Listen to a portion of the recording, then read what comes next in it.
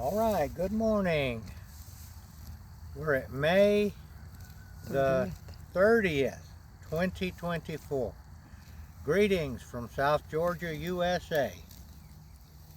Out here hitting golf balls and checking the cows and the pastures, seeing what's going on this beautiful morning.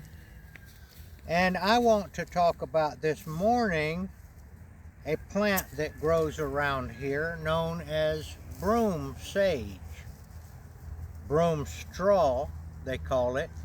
It's also in some places called whiskey grass. And here it is, right here. And why do I want to talk about it? Okay? This pasture right here represents a pasture that has not been monkeyed with in many years. I've kept the animals off of it to the extent that they haven't eaten it to the very ground. And this stuff grows up in here amongst the other grass. So I've been researching it. I always thought it was a good thing because it had a lot of volume to it. It's natural. It comes up. It is not an invasive species as some people claim. It is here naturally. It's all over the place in a lot of different states. And so it's the commercial agricultural industry tries to tell you how to get rid of this grass because apparently it is not as high in protein as some of the other grasses that they recommend. But I can assure you this is natural. God put it here and the cows do eat it. Now it might not be quite as high in protein as they want, but remember God didn't put this nature here to be commercialized. It's to be used in a proper manner. So let me show you. I'll point to a piece right here that has been eaten off. Actually, that's not whiskey grass. Let me show you another one right over here. Look at this one right here. We know this is it. See, there's one of the grown-up parts. It's got this blue-green color to it. It's very deep-rooted, and it is persistent, and they do eat it.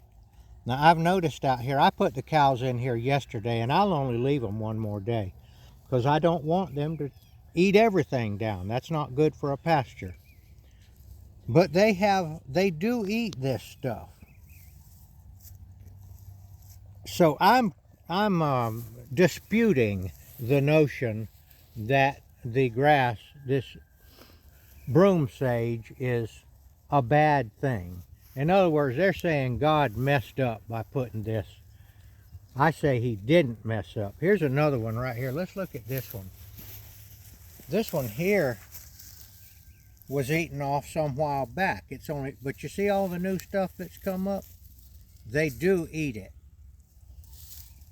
Also, it's called broom sage because the pioneers, and I actually remember my Aunt Ruth back in the 1960s actually still made her own brooms out of this stuff, and that's what she swept her house with.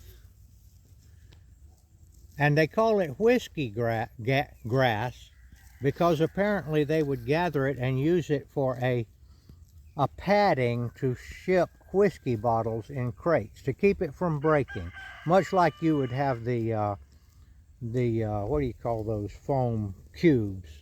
Yeah. That they put inside things. Peanuts. Peanuts to keep them from breaking.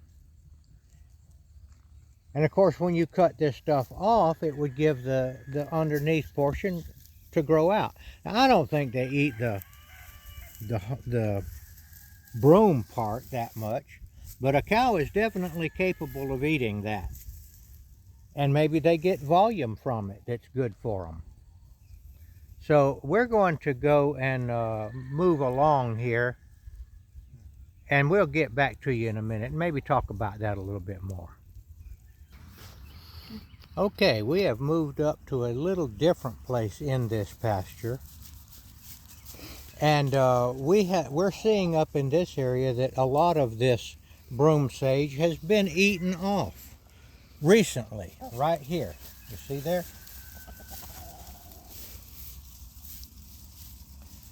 And I don't see any of the brown part. Now why they're eating it off here, this seems to be an area, well there's a gate here that leads to another pasture. And I noticed that the cows camp out here a lot. They like it. There's a tree here too for shade. So they're hanging out up here, and I think they get a little munchy and decide they have to have a little snack, and instead of getting up and walking way out there in the sun and all, they eat this right here. All right, well that's my take on the whiskey grass or the broom sage. If you look on the YouTube, you'll see all kind of instructions on how to get rid of it, how to get rid of this stuff. Well, you can get rid of it by, you can get rid, she's calling because she wants to go in that gate there. That's what's going on. Show her, yeah, she knows. See there, they love to change pastures. It's their nature. Cows love to change pastures. Now if these cows there were no fences in this land, they would roam, I guess, 100 miles or more.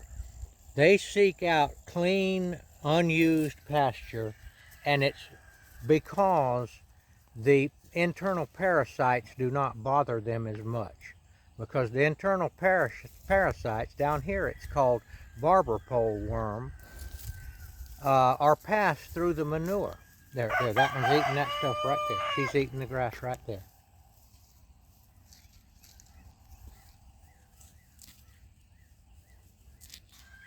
Don't tell me they don't eat that stuff.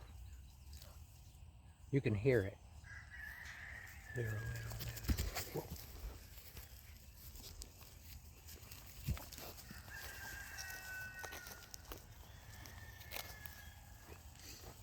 So there's proof right there that they eat this stuff.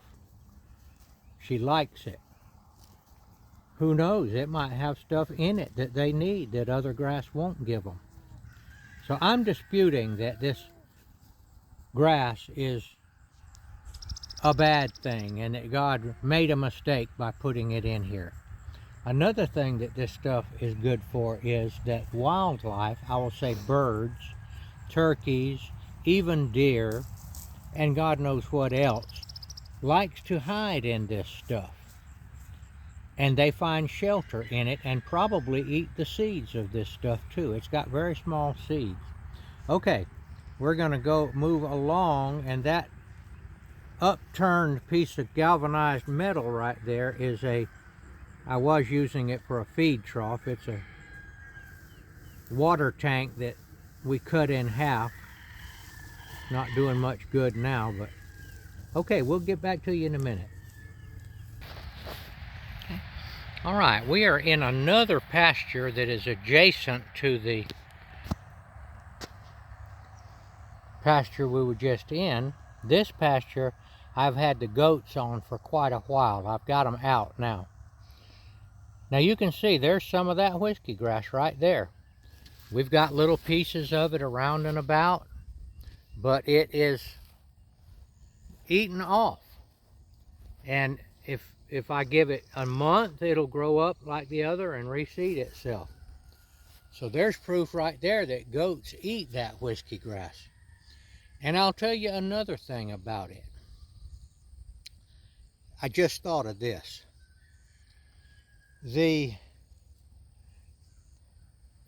whiskey grass or broom grass is pretty high off the ground.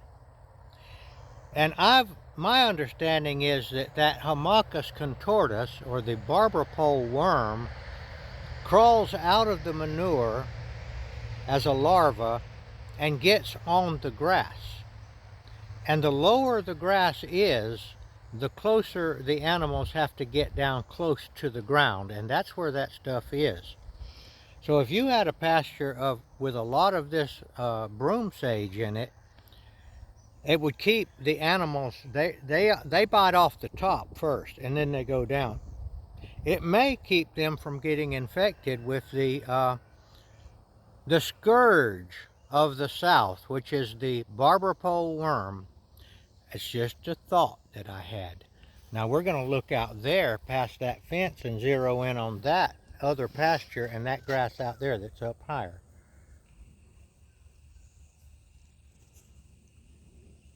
See it? Mm-hmm. So maybe our commercial agricultural people are right, or maybe they're just greedy for money, trying to get more out of the land than you can get.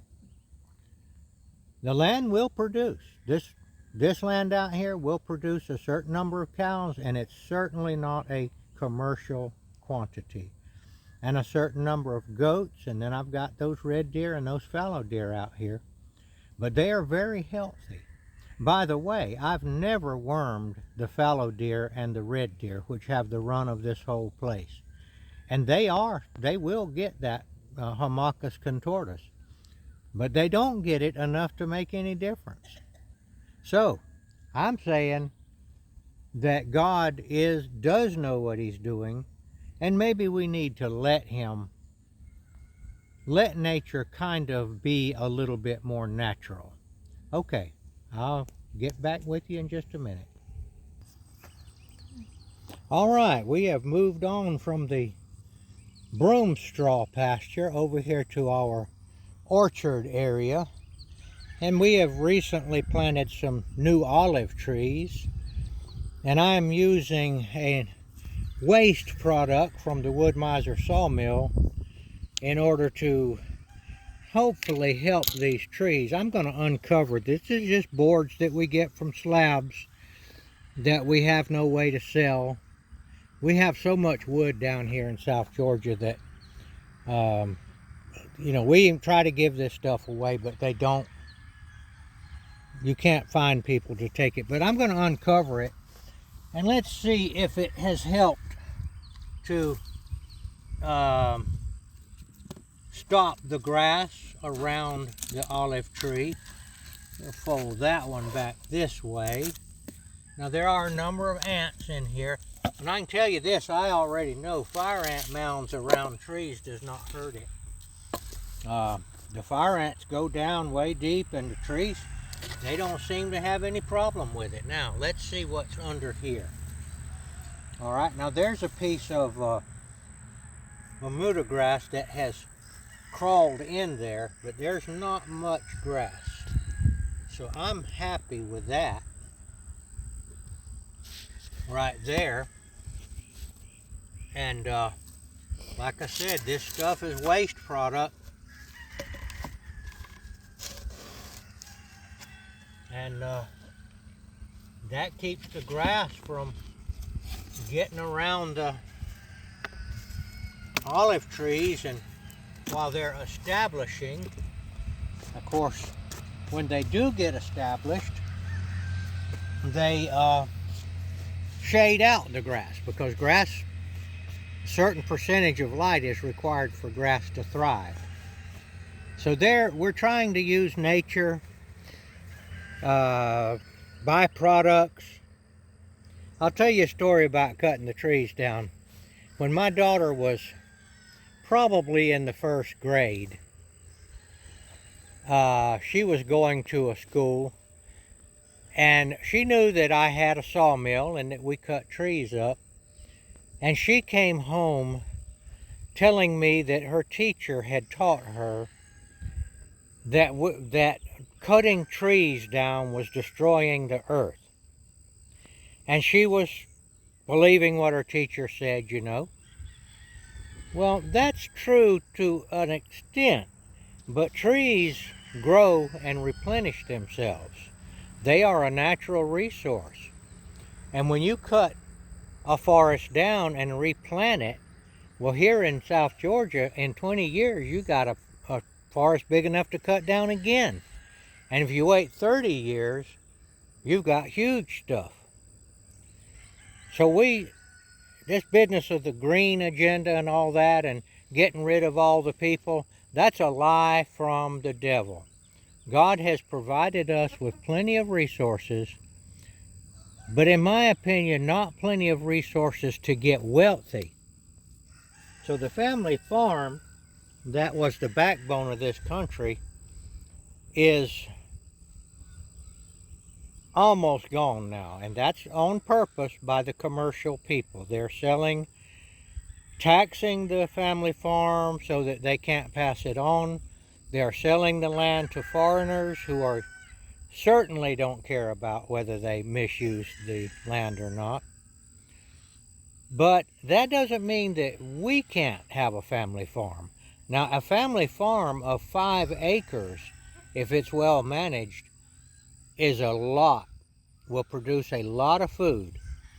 And it's out there for the getting. And 10 acres is a huge amount. You can even have livestock.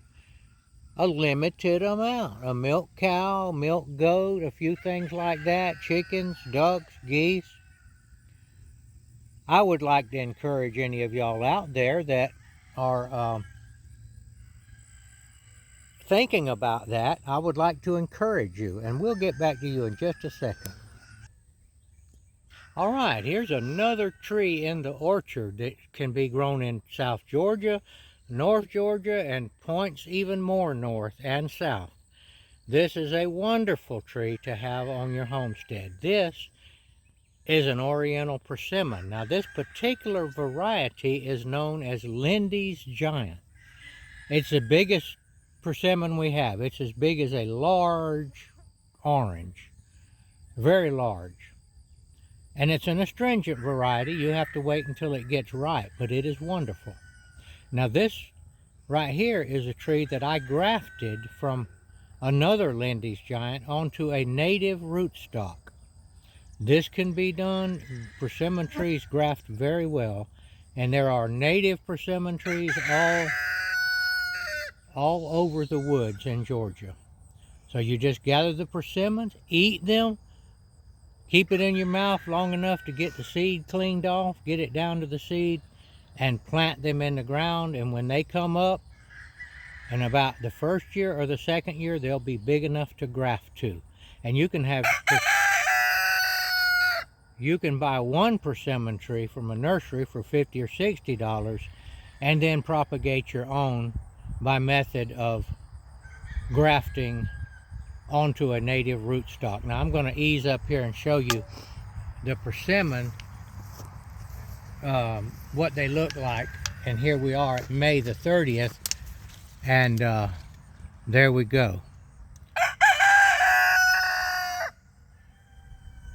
And I'm going to show you another thing that I did that might be interesting to you would-be grafters out there. All right, I'm going to tell you what this is right here.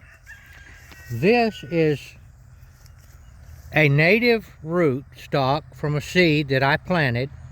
Not only did I plant it, and it grew up into a tree pretty good size. Look down here at the size of it. I actually pulled that tree up from where I had planted it with a front end loader and a chain and replanted it out here. It was in the winter time, and it survived that rough treatment. Then the other interesting thing to me anyway is about a month ago I cut a piece of scion wood off of that Lindy's Giant over there that we just looked at, that the rooster is standing under. And I cut non-dormant scion wood. In other words, it wasn't cut in the wintertime. That's dormant scion wood, and that is really the best time to get it.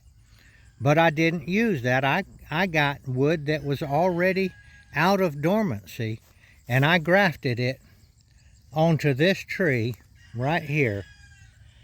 And I forgot which grafting method I used. It probably might have been let me see if I can see.